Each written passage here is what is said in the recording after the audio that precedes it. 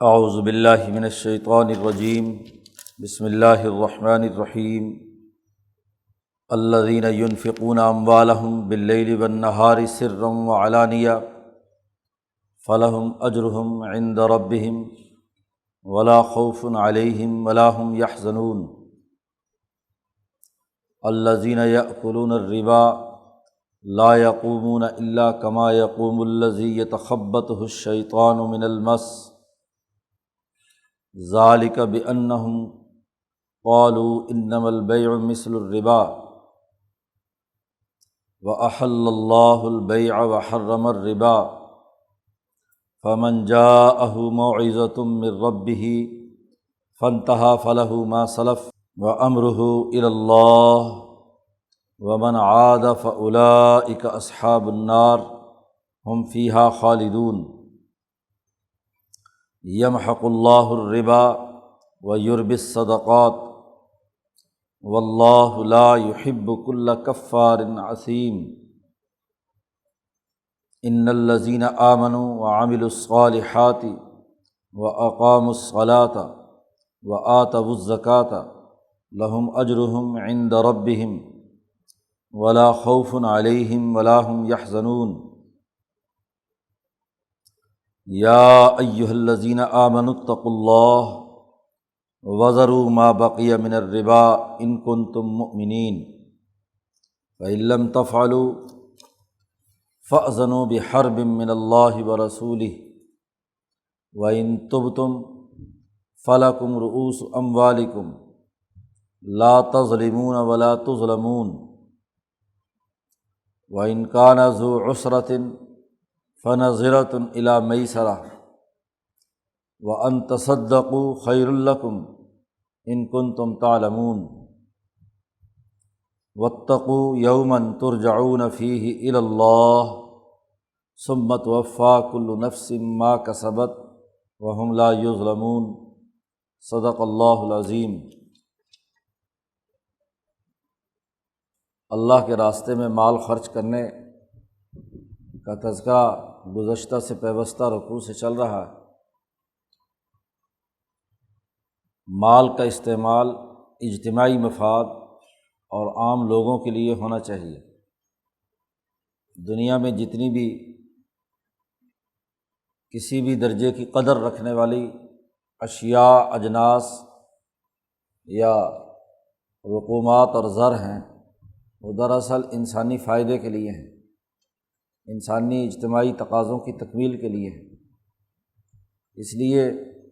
وہ مال اگر انسانی بھلائی کے لیے خرچ ہو، انسانوں کے کام آئے، مجموعی طور پر پوری سوسائٹی کی ترقی کے لیے بروئے کار لایا جائے تو یہ درست ہے۔ ان اشیاء اور اجناس کو مخصوص دائرے میں روک لینا، مخصوص طبقے میں صرف گردش کرتے رہنا، یہ انسانی اجتماعیت اور ان اشیاء و اجناس کی بنیادی نیچر یا ان کی طبیعت کے سراسر خلاف ہے۔ اس لیے جو بنیادی اساسی اصول سورۃ الحشر میں دیا گیا ہے وہ یہ کہ کئی لا یکون دولۃ بین الاغنیاء منکم، کہ وسائل صرف مالداروں میں ہی گردش نہ کرتے رہیں بلکہ پوری سوسائٹی میں ان کا استعمال ہو۔ اس تناظر میں انفاق مال کی اہمیت بیان کی جا رہی ہے۔ اس کی ضد سود ہے، وہ عمل جس کے ذریعے سے انسانی مسائل حل ہونے کے بجائے انسانیت کی مشکلات بڑھ جائیں اور ایک مخصوص طبقے میں مال و دولت کی گردش ہونے لگے تو اس سے سوسائٹی میں طبقات پیدا ہوتے ہیں، انسانی مسائل حل نہیں ہوتے، مشکلات میں انسان مبتلا ہو جاتا ہے۔ اس لیے اس رکوع میں پہلی آیت میں تو ان لوگوں کے بارے میں جو اللہ کے راستے میں مال خرچ کرتے ہیں یا انسانی بھلائی کے لیے مال خرچ کرتے ہیں، ان کے لیے مستقبل میں کسی خوف اور ڈر اور ماضی میں کسی کیے ہوئے فیصلے پر حزن و غم اس کی نفی کی گئی۔ لیکن وہ لوگ جو سرمایہ پرستی کے مرض میں مبتلا ہیں، سود خوری کی عادت ان میں ہے، انسانوں پر ظلم اور زیادتی کرتے ہیں، اگلا پورا رکوع اس سود کی مذمت اور اس کی خرابیوں اور اس کی ممانعت پر مشتمل۔ چنانچہ ارشاد فرمایا الذین ینفقون اموالہم باللیل والنہار، اوقات بیان کر دیے۔ پیچھے انفاق مال کے لیے چند شرائط یہ بیان کی گئی تھیں کہ جس کو مال دیا جائے اس پر احسان نہ جتلایا جائے، اسے اذیت میں مبتلا نہ کیا جائے، اور مال خرچ کرنے کا بنیادی مقصد اللہ کی رضا ہو، ابتغاء وجہ اللہ ہو، اور ایسے لوگوں پر بالخصوص خرچ کیا جائے کہ جو اپنے اوقات کو اللہ کے راستے میں مصروف کیے ہوئے ہیں۔ اب یہاں اس کا وقت بھی بیان کر دیا کہ اس انفاق مال کے لیے کوئی وقت مقرر نہیں ہے کہ آپ دن کے اوقات میں ہی مال خرچ کریں، دن ہو یا رات، 24 گھنٹے میں کسی بھی وقت اللہ کی رضا کے لیے اور انسانیت کی خدمت کے لیے مال خرچ کیا جا سکتا ہے۔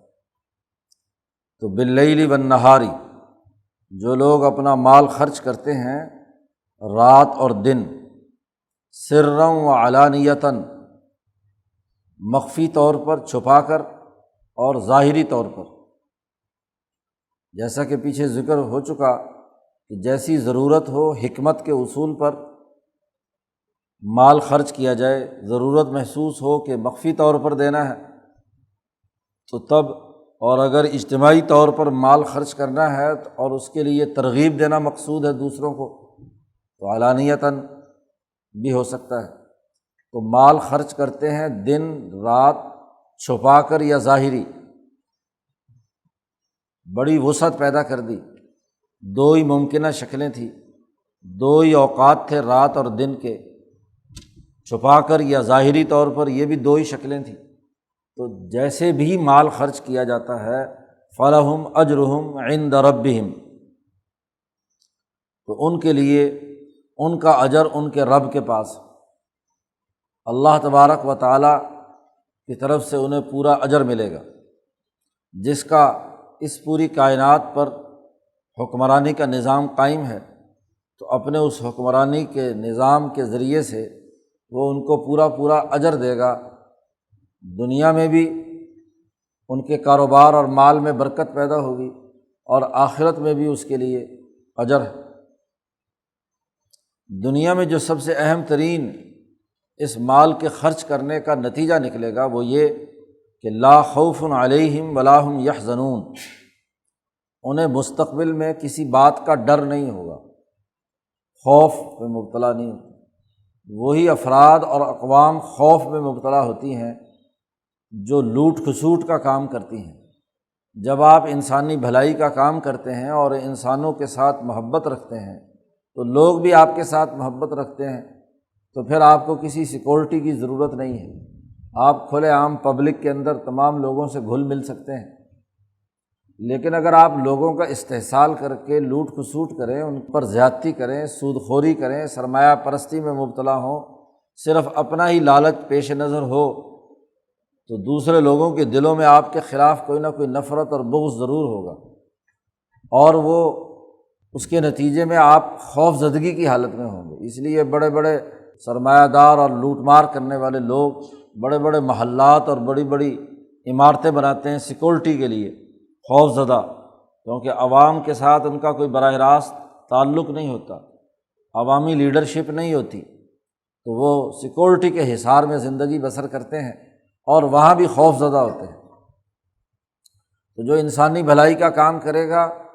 اور اللہ کی رضا کے لیے کرے گا، کوئی مطلب بھی نہیں ہوگا، نہ کسی کو ایذا پہنچائے گا، نہ کسی پر احسان جتلائے گا، نہ مال دے کر قرض دے کر اس کے سیاسی فیصلوں کو یا اس کی رائے کو اپنی رائے سے دبائے گا، تو اسے کس بات کا خوف اور غم ہے؟ اسے خوف بھی مستقبل میں کچھ نہیں ہے، نہ اپنی جان کا نہ اپنے مال کا۔ بلکہ ایسے آدمی کے مال کو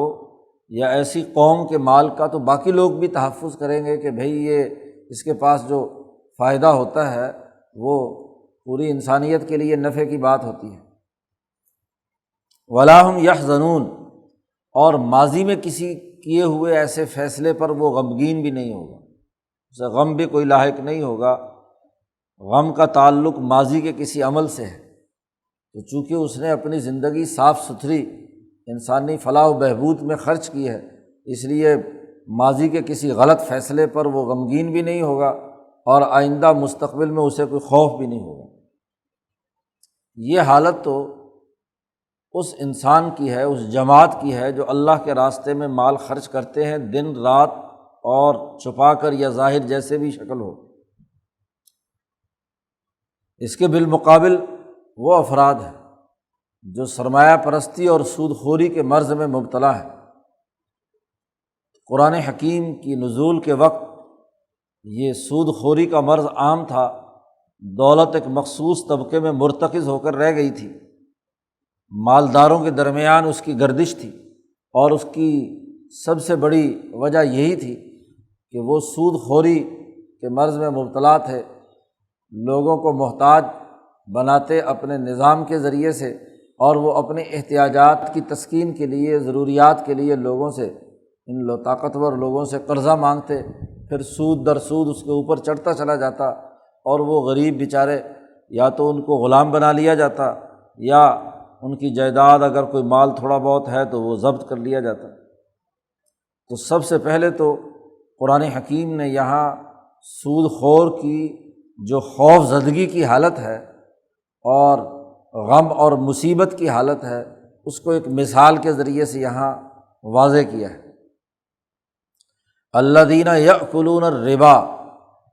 جو لوگ سود کھاتے ہیں، لا یقومون الا کما یقوم الذی یتخبطہ الشیطان من المس،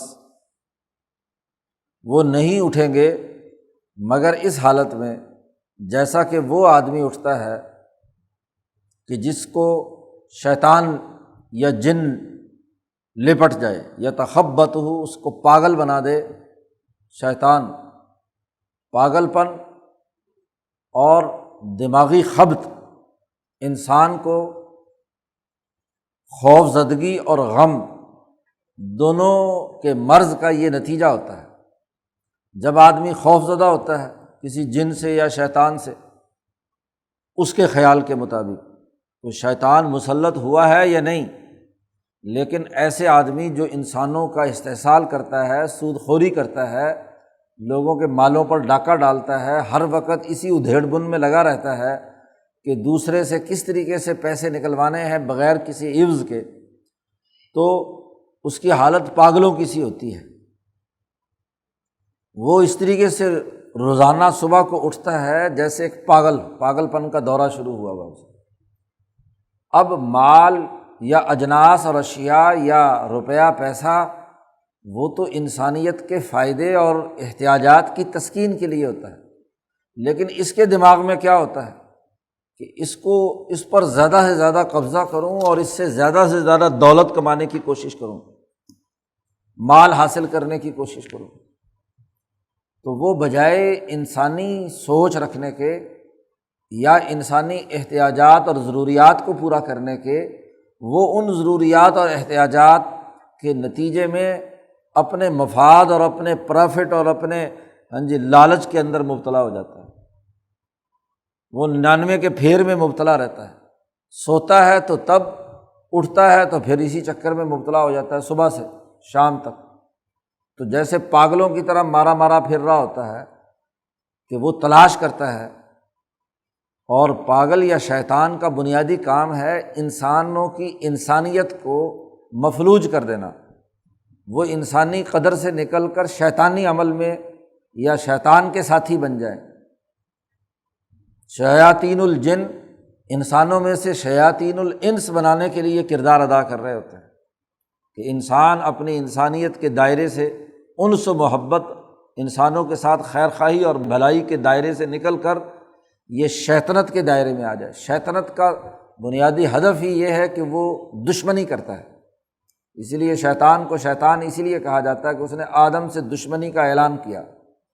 کہ اس نے انسانیت سے دشمنی رکھی۔ وہ بھی اللہ کی مخلوق ہے، وہ بھی اللہ کی مخلوق ہے، تو ایک مخلوق دوسرے مخلوق کے ساتھ حسد، کینہ، بغض، دشمنی یہ رکھے تو اسی کا نام شیطان ہے۔ تو گویا کہ وہ آدمی جو سود خور ہے وہ اس کے اوپر شیطان مسلط ہے، وہ خود بلکہ شیطان بن چکا ہے، شیاطین الانس میں سے ہے، اور اس کو پاگل پن کا دورہ ہے کہ ہائے پیسہ، ہائے پیسہ، ہائے دولت، ہاں جی، خزانے کے چکر میں مبتلا رہتا ہے۔ یأکلون الربا، جو ربا کھاتے ہیں، سود کھاتے ہیں، وہ نہیں کھڑے ہوں گے مگر ایسی حالت میں کما یقوم الذی یتخبطہ الشیطان من المس، جس کو شیطان لپٹ گیا، اس کے ساتھ شیطان چمٹا ہوا ہے، اور وہ فضول لغو قسم کی، انسانیت کے دائرے کی، عقل و شعور سے دائرے کی باہر کی باتیں کر رہا ہے۔ یہ شیطان جو ان پر تسلط ہوا ہے اس کی بڑی وجہ یہ ہے۔ سوال پیدا ہوگا کہ یہ مکے کے بڑے بڑے تاجر، سود خور، ابو جہل، عتبہ، شیبہ، یا عام طور پر جو سرمایہ دار ہوتے ہیں، بڑے عقل مند اپنے آپ کو بڑے حساب کتاب کے ماہر اور بڑے معاشیات دان اپنے آپ کو کہتے ہیں، تو ان کے اوپر شیطان کہاں ہے؟ اس شیطنت کی وجہ یا شیطان چمٹ جانے والی حالت کی وجہ بیان کرتے ہوئے قرآن حکیم نے کہا ذالک، یہ حالت ان کی اس وجہ سے ہوتی ہے کہ بِأَنَّهُمْ قَالُوا، انہوں نے یہ کہا ہے کہ انما البیع مثل الربا، کہ تجارت بھی تو سود کی طرح ہے، کاروبار کرتے ہیں تو وہاں بھی تو ہم ایک پرافٹ کماتے ہیں، تو جیسے خرید و فروخت سے ہم پرافٹ کما رہے ہیں، ایسے اگر پیسے قرض دے کر اس پر ہم زائد وصول کر رہے ہیں تو یہ بھی تو کیا ہے، ایک قسم کی تجارت ہی ہے۔ کیا فرق ہے ان دونوں میں؟ گویا کہ شیطان کے اثر سے انہیں یہ بات سمجھ میں نہیں آ رہی کہ ربا میں اور بیع میں کیا فرق ہے۔ خرید و فروخت اور بیع سے انسان کو نفع ہوتا ہے، اس کو عربی میں کہتے ہیں ربح یا رباح، ہا آخر میں آتی ہے کہ نفع آپ نے اٹھایا، اور ایک ہے ربا جس کے آخر میں واو آ رہی ہے۔ جی، بات بنیادی سی سمجھنے کی ہے کہ بیع میں اور ربا میں کیا فرق ہے۔ حضرت شیخ الہند حاشیے میں اس بات کو فائدے کی صورت میں وضاحت کے ساتھ بیان کرتے ہیں کہ بنیادی فرق یہ ہے کہ خرید و فروخت اور لین دین میں انسانی احتیاجات یا ضرورتیں ہوتی ہیں،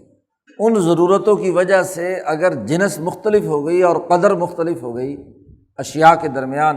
تو ایک آدمی کو ایک چیز کی حاجت ہے۔ خرید و فروخت اور لین دین تو ضرورت کی وجہ سے ہوتی ہے، ایک آدمی کو کپڑے کی ضرورت ہے، ایک آدمی کو غذا یا گندم کی ضرورت ہے، دوسرے کو کیا ہے، کسی دوسری چیز کی ضرورت ہے، یا روپے پیسے کی ضرورت ہے جس کے ذریعے سے وہ کوئی اور چیز کسی دوسرے سے جا کر خرید لے۔ زر جو تبادلہ اشیاء کے درمیان ایک واسطہ تھا سہولت پیدا کرنے کا، تو اس کو اس زر کی ضرورت ہے۔ تو جب بیع ہوتی ہے تو اصل میں وہ احتیاجات اور ضروریات کے پورا کرنے کا عمل ہے، بلا ضرورت بیع نہیں ہوتی۔ ایک آدمی کو کسی چیز کی ضرورت ہی نہیں تو وہ کیوں خریدے گا؟ جی، تو خرید و فروخت اور بیع انسانی احتیاجات کو پورا کرنے کے لیے ہے۔ اب ایک آدمی جب کسی چیز کو خریدتا ہے تو اس کو اس کی زیادہ ضرورت ہے، اور بیچنے والے کو زیادہ ضرورت ہے کہ یہ بیچ کر پیسے ملے اور اس سے میں کوئی اور چیز خریدوں یا کوئی اور تبادلہ اشیاء ہے تو وہ چیز اس سے لے لو۔ تو بیع کے اندر جو زیادتی ہوتی ہے، اضافہ ہوتا ہے کہ آپ نے 10 روپے کی چیز خریدی، 12 روپے میں، 15 روپے میں آپ نے فروخت کی، تو اسے پیسے کی ضرورت ہے اور اسے شے کی حاجت اور ضرورت ہے، لہٰذا دونوں نے اگر ایک بات پر متفق ہو گئے خرید و فروخت پر، تو گویا کہ وہ دونوں برابر کی ہو گئیں۔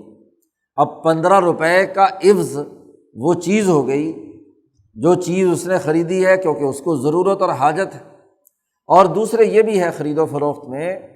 کہ جو بیچنے والا ہے اس نے اس چیز میں ایک خاص قسم کی قدر اور ویلیو پیدا کی ہے، جسے یوٹیلیٹی آف پلیس کہتے ہیں، کہ تاجر ہے وہ ایک جگہ سے چیز کو لے کر آیا ہے اور وہاں 10 روپے کی خریدی ہے، دوسرے شہر میں دوسری جگہ منتقل کر کے اس نے وہاں سے اٹھا کر یہاں لا کر محنت کی ہے اور اس نے اپنا ٹائم خرچ کیا ہے، اس بات کو یقینی بنانے کے لیے کہ ان لوگوں کو یہ سہولت مہیا کی جائے، تو اس محنت کا جو عوض ہے وہ رباح محنت کی ہے، کہ اس نے محنت اور مشقت کی ہے، اس لیے وہ ربح جائز ہے کے ساتھ، کیونکہ اس میں محنت کا عمل دخل ہو گیا، اور ربا اس کے اندر واو ہے، اور واو جانتے ہیں سب لوگ کہ یہ حروف علت میں سے ہے، واول ہے، اس کے اندر ایک بیماری ہے، مریض ہے یہ، یعنی اس میں محنت کا کوئی عمل دخل، 1000 روپیہ دیا اور اس پر آپ 1500 وصول کر رہے ہیں، تو ایک تو دونوں مارکیٹ کے اندر دونوں یکساں ویلیو کے نہیں ہیں۔ اب یہ جو 500 روپے اوپر آئے ہیں اس کا عوض کیا دیا آپ نے؟ اس کے بدلے میں تو کچھ 1000 کے بدلے میں تو 1000 ہو گیا، اور 1000 کے بدلے میں اگر 1000 ہونے کے بعد جو اوپر 500 ہے وہ کس چیز کا عوض ہے؟ اور جب کوئی چیز جس کا عوض نہ دیا جا رہا ہے تو اس کا مطلب یہ کہ دوسرے کی محنت پر آپ ڈاکہ ڈال رہے ہیں، اس سے زائد وصول کر رہے ہیں، تو یہی اس میں بیماری ہے کہ بغیر کسی محنت کے، بغیر کسی مشقت کے، یا بغیر کسی عوض دیے ہوئے اس چیز کو لینا۔ اصول یہ ہے کہ دو افراد کے درمیان جو بھی لین دین ہوا ہے دونوں کی حیثیت بھی مساوی ہے معاملہ کرنے والوں کی، اور وہ جس چیز کا لین دین کر رہے ہیں وہ بھی برابر ہونی چاہیے، مماثلت ہونی چاہیے۔ خرید و فروخت یا لین دین یا تبادلہ اشیاء میں 4 چیزیں ہوتی ہیں، 2 افراد بائع مشتری ہوں یا قرض دینے والا اور قرض لینے والا ہو، اور ان دونوں کے درمیان جو تبادلے کے لیے اشیاء ہوتی ہیں، بیچی جانے والی چیز اور اس کے بدلے کی قیمت، یا دیے جانے والا قرض کا پیسہ اور اس کے بدلے میں لیا جانے والا پیسہ، جس کو عربی میں ثمن اور مبیع کہتے ہیں۔ بائع مشتری ثمن اور مبیع 4 چیزیں ہیں، تو اب ان دونوں افراد کے درمیان بھی مماثلت ہونی چاہیے اور ان اشیاء کے درمیان بھی مماثلت ہونی چاہیے۔ اسی سے یہ بات واضح ہو گئی کہ سود کی بنیادی طور پر 2 اقسام ہیں، ایک تو وہ جو یہاں قرآن حکیم نے بیان کی ہے، اس کو ربا نسیہ کہتے ہیں، ادھار والا، کہ آپ نے 1000 روپیہ، 1,00,000 روپیہ دیا کسی کو 6 مہینے کے لیے، سال کے لیے، تو سال کی مدت گزرنے کے بعد آپ اس کے اوپر زائد وصول کرتے ہیں، ہاں جی، تو یہ ادھار کی بنیاد پر آپ نے اس سے پیسے لیے ہیں فالتو، تو یہ ربا نسیہ یا ادھار کا سود کہلاتا ہے۔ اور دوسرا ربا الفضل، زیادتی والا، کہ ان اشیاء کے درمیان، وہ حدیث سے ثابت ہے، نبی اکرم صلی اللہ علیہ وسلم نے اس کی وضاحت کی ہے کہ 6 چیزیں ایسی ہیں کہ جن کے درمیان اگر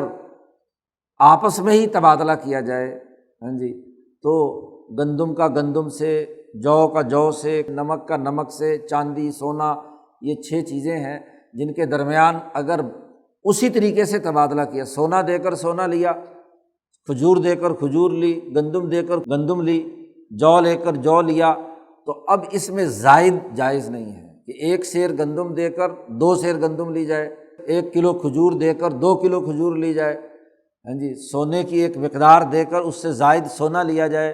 تو وہاں حضور صلی اللہ علیہ وسلم نے فرمایا کہ ان کا اگر آپ نے تبادلہ کرنا ہے تو دونوں میں مماثلت ہونی چاہیے، دونوں برابر سرابر ہوں، اس کے اندر کوئی کمی زیادتی نہیں ہونی چاہیے۔ لیکن جب جنس مختلف ہو گئی تو ضرورت اور احتیاج کے فرق سے اب 1 کلو کھجور 2 کلو گندم کے برابر ہو سکتی ہے، گندم کے مارکیٹ ریٹ کا اور اس کی قدر و قیمت کے اعتبار سے 2 کلو گندم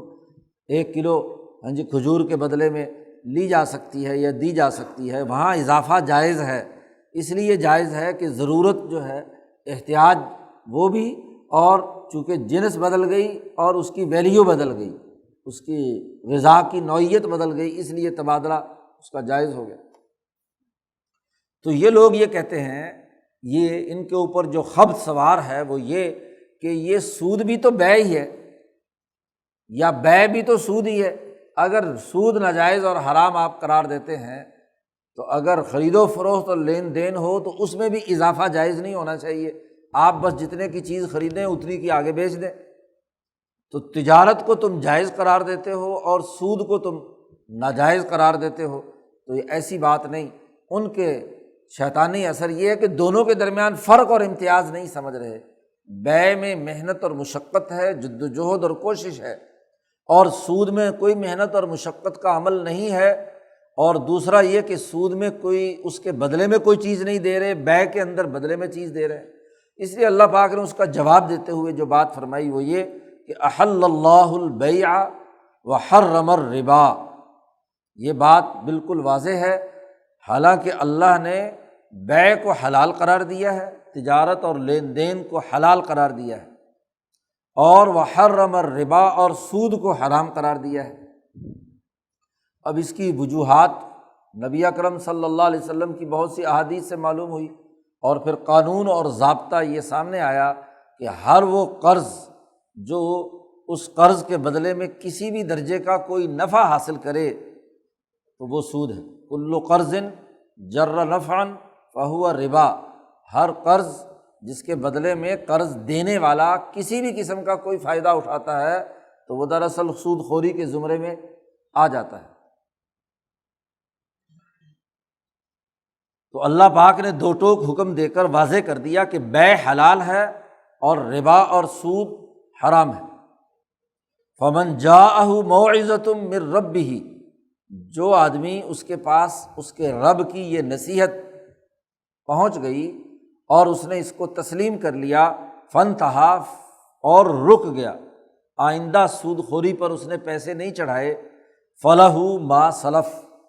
جو اس آیت کے نازل ہونے سے پہلے جو کچھ گزر چکا ہے بس ٹھیک ہے، گزر چکا ہے۔ اب ظاہر ہے قانون کا نفاذ جب ہوا ہے تو نفاذ سے پہلے کی بات تو وہ قانون اپنے دائرے میں نہیں لائے گا۔ تو وہاں اس مکے کے معاشرے میں، مدینہ اور اس علاقے میں جہاں یہ صورتحال تھی، تو وہاں اس سود کی حرمت سے پہلے جو کچھ ہو چکا وہ ہو چکا۔ اب جب اس کے پاس یہ نصیحت آ چکی ہے، قانون اور ضابطہ آ چکا ہے کہ سود حرام ہے، تو وہ رک گیا تو ٹھیک ہے۔ وَأَمْرُهُ إِلَى اللَّهِ، ماضی میں وہ جو سود خوری کرتا رہا ہے اس کا معاملہ اللہ کے سپرد ہے، اللہ تعالیٰ جو چاہے اس کے بارے میں معاملہ کرے۔ لیکن یہ بات یاد رکھو، وَمَنْ عَادَ، جس نے دوبارہ لوٹ کر یہی حرکت کی، آج قانون نافذ ہو گیا کہ سود حرام ہے، اس کے باوجود پھر وہ سود خوری کے مرض میں مبتلا ہوتا ہے، تو فَأُولَٰئِکَ أَصْحَابُ النَّارِ، وہ جہنمی لوگ ہیں، ہم فیہا خالدون، اس میں وہ ہمیشہ ہمیشہ رہیں گے۔ کیوں اللہ نے بیع کو حلال قرار دیا ہے اور سود کو حرام قرار دیا ہے؟ اور پھر بیع سے جو منافع انسان نے کمایا ہے، مال کمایا ہے، جیسے پیچھے ذکر کیا گیا تھا کہ ما کسبتم، جو تم نے کمایا ہے تجارت یا باقی چیزوں سے، اس میں اس کمائی میں سے جب تم اللہ کے راستے میں خرچ کرتے ہو، صدقات، انسانی بھلائی اور فائدے کے لیے خرچ کرتے ہو، تو دونوں کا فرق اور امتیاز اللہ پاک نے بیان کیا۔ یمحق اللہ الربا ویربی الصدقات، اللہ تعالیٰ سود کو مٹاتا ہے۔ محق کسی بھی نظام کو، کسی بھی غلط کام کو طاقت کے بلبوتے پر ختم کر دینا، اس کا صفایا کر دینا۔ تو یہ جو دین آیا ہے، قرآن حکیم کی تعلیمات آئی ہیں، نبی اکرم صلی اللہ علیہ وسلم نے جو نظام قائم کیا ہے، اس کی اساسیات یہ ہے کہ یہ سود کے نظام کو مٹاتا ہے۔ حکومتی اتھارٹی اسی لیے ہے کہ سود خوری کے اس نظام کو ختم کیا جائے،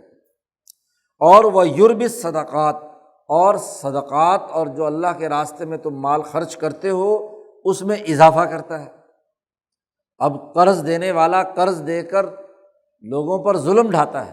اور اللہ جب قرض لیتا ہے تو وہ 700 گنا یا اس سے زیادہ، جیسے پیچھے گزرا، اس میں اضافہ کر دیتا ہے۔ تو صدقہ اور خیرات یہ مال میں اضافہ کا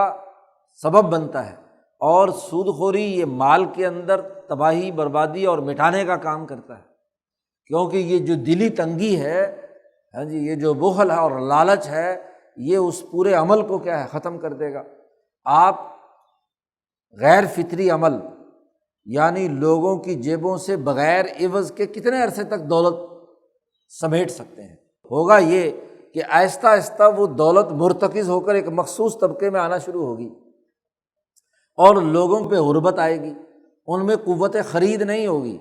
وہ کسی لین دین کے معاملے میں کچھ نہیں کر سکیں گے۔ تو وہ پیسہ، روپیہ پیسہ جو جمع ہوا ہے اس کو اگر آپ کسی کاروبار میں بھی لگائیں گے، کوئی اشیاء تیار بھی کریں گے تو وہ اشیاء خریدنے والا کوئی نہیں ہوگا تو تمہارا کاروبار کیسے چلے گا؟ سود خوری کی لعنت یا سرمایہ پرستی کی لعنت کا نتیجہ یہ ہوتا ہے کہ وقت گزرنے کے ساتھ ساتھ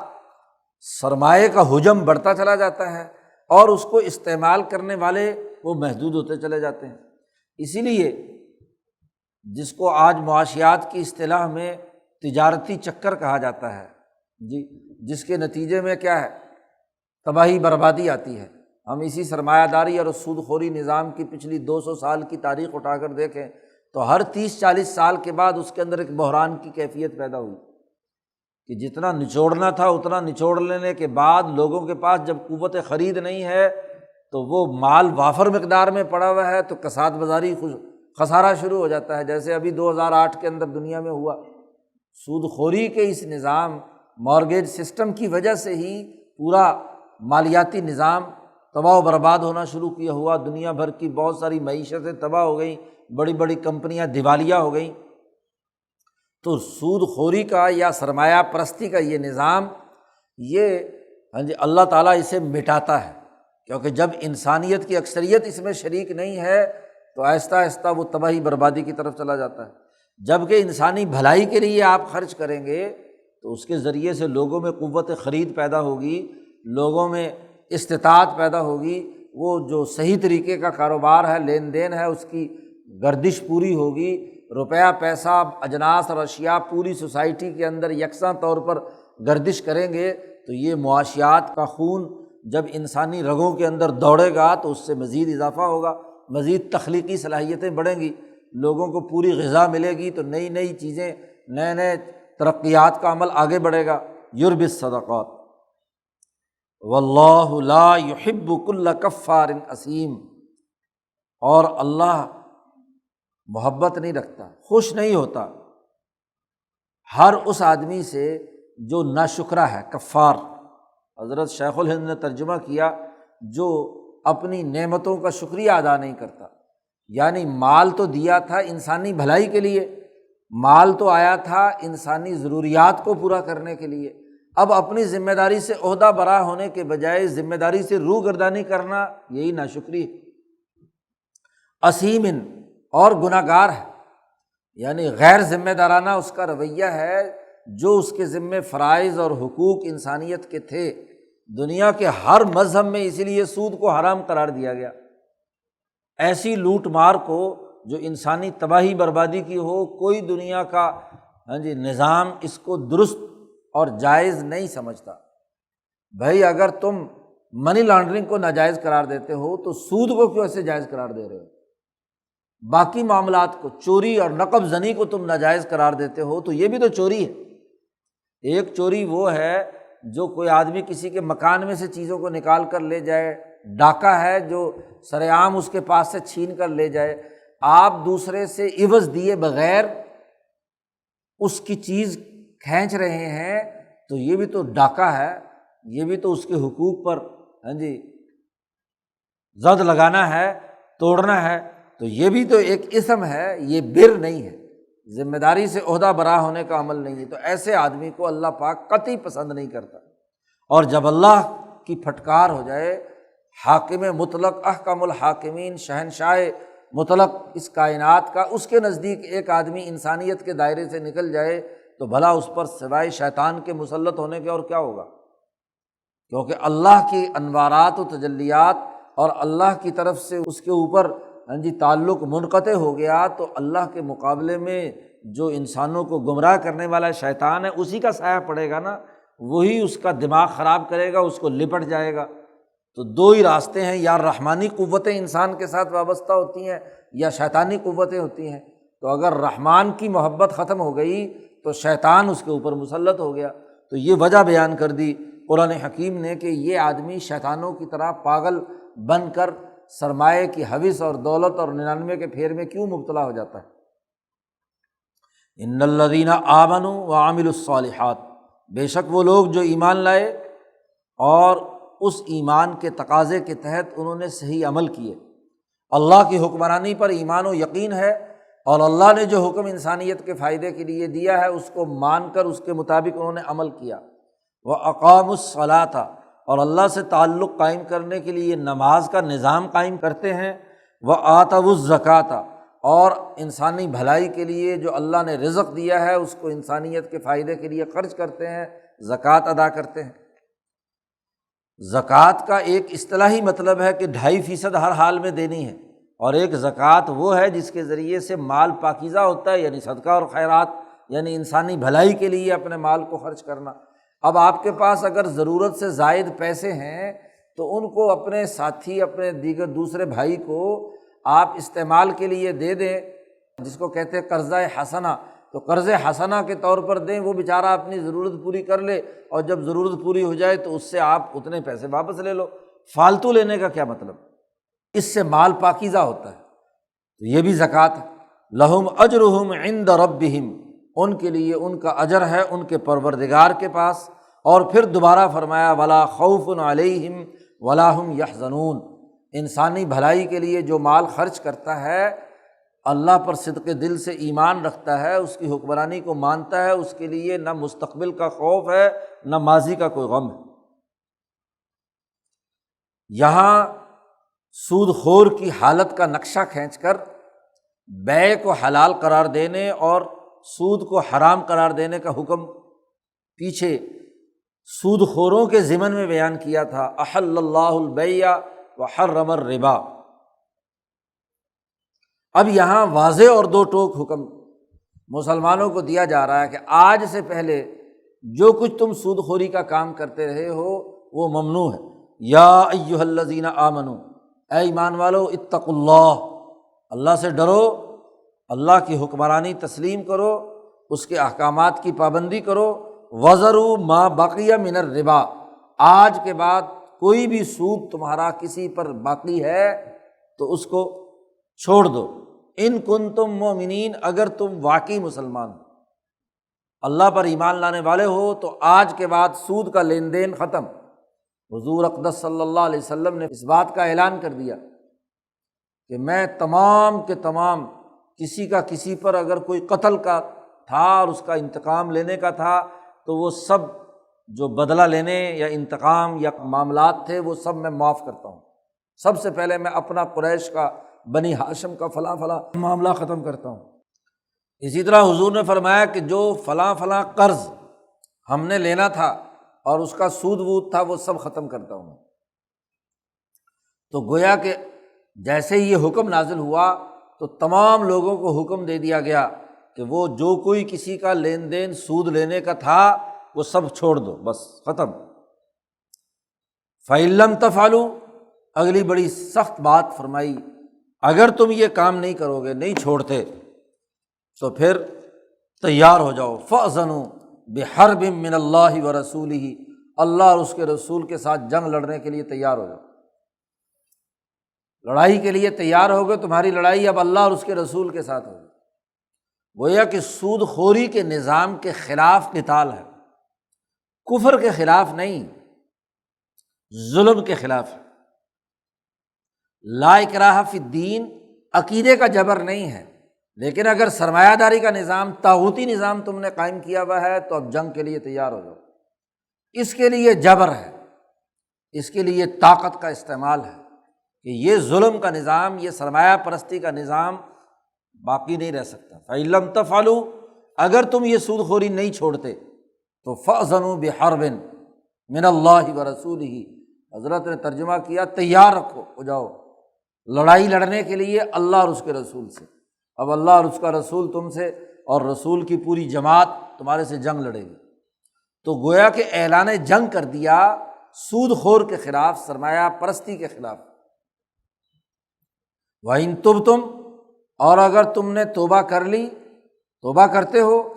تو پھر تمہارے لیے صرف اتنا ہی ہے کہ کسی کو اگر تم نے قرضہ دیا ہے تو جتنا دیا ہے اتنا ہی تم رأس المال، جو بنیادی مال اصل مال ہے تمہارا، وہ تم واپس لے سکتے ہو، اس پر سود لینے کی اجازت نہیں۔ لا تظلمون ولا تظلمون، نہ تم کسی پر ظلم کرو اور نہ تمہارے مال میں کوئی کمی کی جائے، جتنا کسی کو قرض دیا ہے اتنا ہی تم وصول کر سکتے ہو، لیکن اس سے زائد وصول کرنے کی اجازت نہیں ہے۔ اور اس معاملے میں بھی یہ ہے کہ اگر قرض دینے والا تنگ دست ہے، اس کے پاس اصل مال بھی دینے کو نہیں ہے جو آپ نے پہلے دیا ہوا تھا، وَإِنْ كَانَ ذُو عُسْرَةٍ، اگر وہ تنگ دست ہے، بیچارہ اصل مال بھی نہیں دے سکتا، تو فَنَظِرَةٌ إِلَىٰ مَيْسَرَةٍ، تو اس کو مہلت دے دینی چاہیے، جب اس کے پاس سہولت ہو کمائی کر کے آپ کا اصل مال واپس کر دے، اس کو موقع دو کہ وہ آپ کا قرضہ واپس کر دے۔ اور اگلی بات بھی کہہ دی، وَأَن تَصَدَّقُوا، اور اگر تم اس کو صدقہ کر دو، خیرات کرو، جاؤ بھی بیچارہ تنگ دست ہے، اس کے پاس مال نہیں ہے تو چلو معاف کر دیا کہ بھائی تمہارے لیے میری طرف سے صدقہ ہے، تو خیر لکم، تو یہ تمہارے لیے زیادہ بہتر ہے، ان کنتم تعلمون، اگر تم اس کو اچھی طرح جانتے ہو کہ صدقہ خیرات کے کیا نفع ہیں، تو تمہیں چاہیے کہ اس کے اوپر صدقہ کر دو، بیچارہ تنگ دست ہے، اس کے پاس پیسے نہیں ہیں تو اس کو معاف کر دو، اصل مال بھی معاف کر دو، قانوناً تو تم لے سکتے ہو تو اس کو مہلت دے دو، ہاں جی، ابھی تو اس کے پاس پیسے نہیں ہیں، یہ نہیں کہ اس کی باقی تمام چیزیں بھی لوٹ مار کر کے لے آؤ۔ واتقوا یوما، اس دن سے ڈرو، ترجعون فیہ الی اللہ، جس دن تم تمام کے تمام لوٹائے جاؤ گے اللہ کی طرف، ثم توفی کل نفس ما کسبت، پھر پورا بدلہ دیا جائے گا ہر انسان کو جو اس نے کمایا، جو اس نے اعمال کیے ہیں، اس کے دل میں جو چیز رہی، سود خوری کا کام کیا ہے یا انسانی بھلائی کا کام کیا ہے، انسانی خیرخواہی کا کام کیا ہے، ما کسبت، جو بھی کچھ اس نے کام کیے ہیں اس کا پورا بدلہ ملے گا، وہم لا یظلمون، اور ان پر کسی قسم کا کوئی ظلم نہیں ہوگا۔ تو یہاں اس رکوع میں سود خوری اور سرمایہ پرستی کی مذمت کی گئی ہے کہ بغیر کسی عوض کے دوسرے کے مال پر قبضہ کرنا، استحصال کرنا، ظلم اور زیادتی کرنا، یہ درست نہیں۔ اور سود کی باقی تفصیلات اور اقسام وہ احادیث سے ہمیں معلوم ہو گئی اس کی کہ کون کون سی چیزیں سود کے دائرے میں ہیں۔ بنیادی بات یہی ہے کہ ہر وہ معاملہ قرض کا کہ جس میں آپ بغیر کسی عوض کے دوسرے کے مال پر اس کے اضافی وصول کرتے ہیں، اس کے مال پر قبضہ کرتے ہیں، یہ سود خوری ہے، خواہ وہ ادھار کی شکل میں ہو، ربا النسیہ جسے کہا جاتا ہے یا ربا القرآن اسے کہتے ہیں، اور یا ربا الفضل ہو، یا جسے ربا الحدیث بھی کہتے ہیں کہ حضور صلی اللہ علیہ وسلم کی حدیث سے وہ سود ثابت ہے۔ تو وہ دونوں شکلوں میں جہاں بغیر کسی عوض کے دوسرے سے زائد آپ وصول کر رہے ہیں وہ سود خوری ہے، اور یہ صدقات اور خیرات یا انفاق مال کی بالکل ضد ہے۔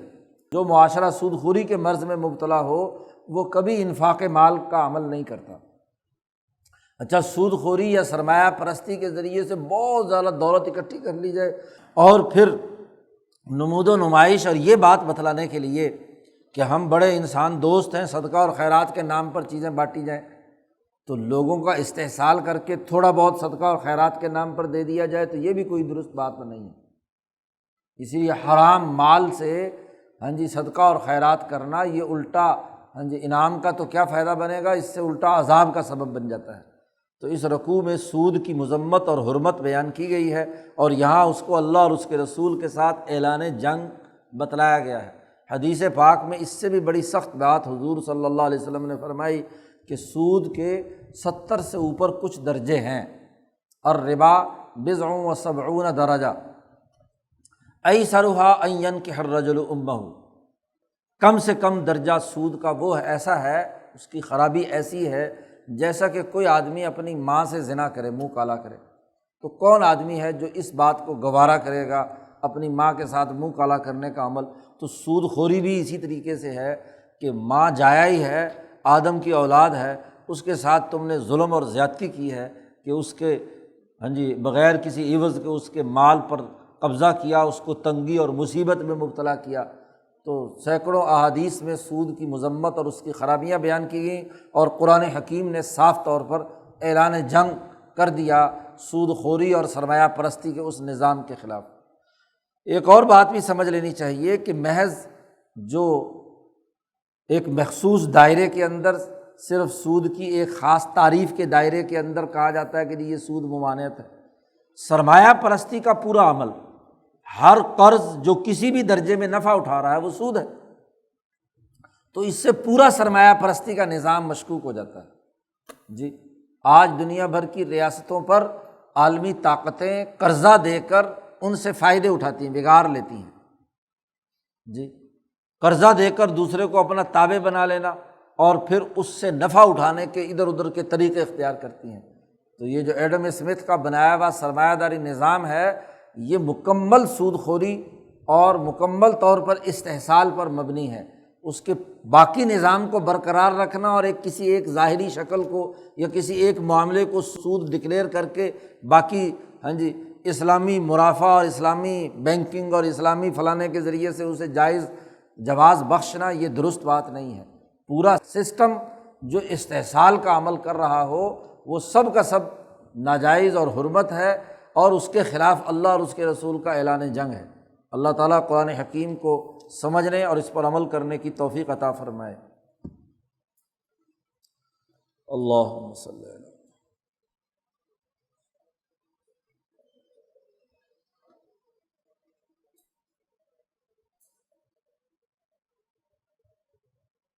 اجمعین۔